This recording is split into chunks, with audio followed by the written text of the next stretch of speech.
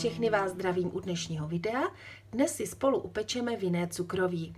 Vinné cukroví je velmi křehké, je to snadný recept a potřebujete k tomu pouze 3 přísady. Já jsem si odvážila 260 gramů hladké mouky, mám tu celé máslo a budu potřebovat 5 lžic vína, bílého vína.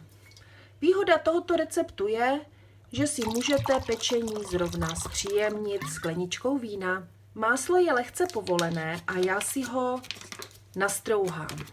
A teď si přidám 5 lžic vína.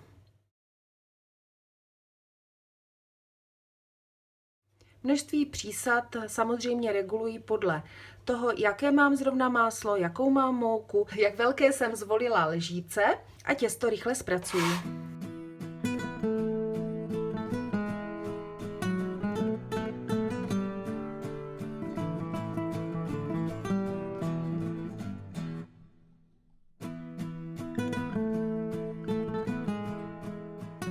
Já těsto dobře propracuji, pomáhám si touhle špachtlí.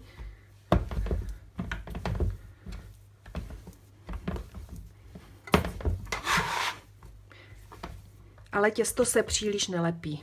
Vidíte, že mám prakticky čisté prsty. Já ho tak jako na vále natahuji.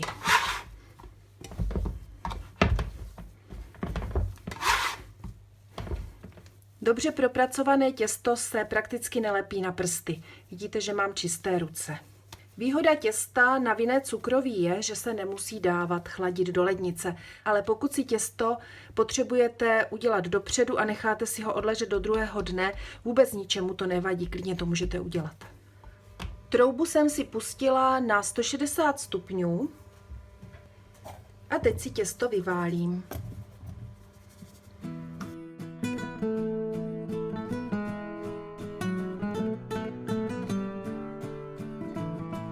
Těsto na vinné cukroví je velmi pružné, příjemné, vláčné.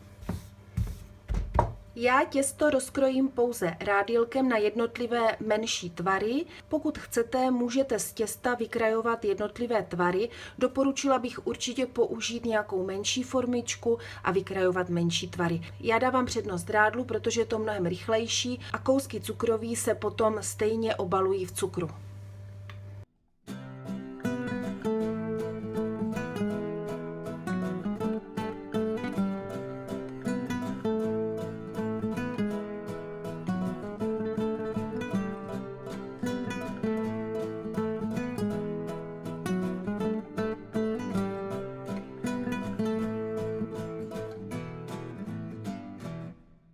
Super malé kousky odložím stranou a ještě jednou je zpracuji, dávám ale pozor, abych do těsta nepřimíchávala příliš velké množství mouky. Vinné cukroví má taky jednu velkou výhodu, když dáváte jednotlivé kousky na plech, tak nemusíte mezi jednotlivými kousky dělat velké mezery. Cukroví se na plechu neslepuje. No a teď za pomocí obracečky jednotlivé kousky přenesu na plech. První plech je hotový, nechám ho chvilečku vychladnout. U vinného cukroví si dávejte pozor na to, abyste ho nepekli příliš dlouho. Musí se na něm vytvořit ale bublinky.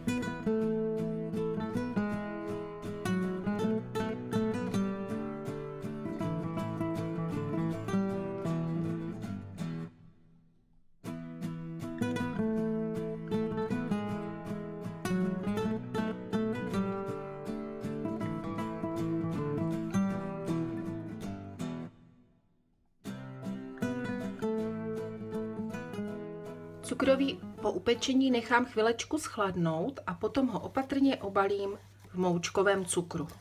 Pokud chcete, můžete do moučkového cukru přidat cukr vanilkový nebo vanilínový.